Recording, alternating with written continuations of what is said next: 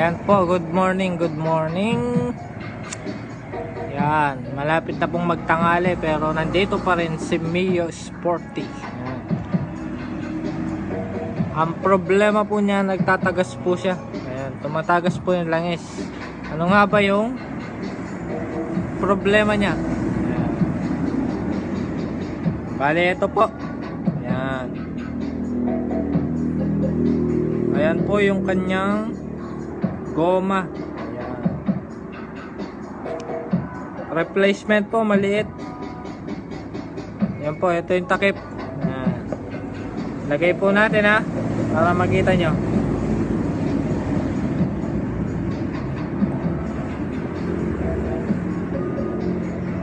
Ayan po, tingnan nyo.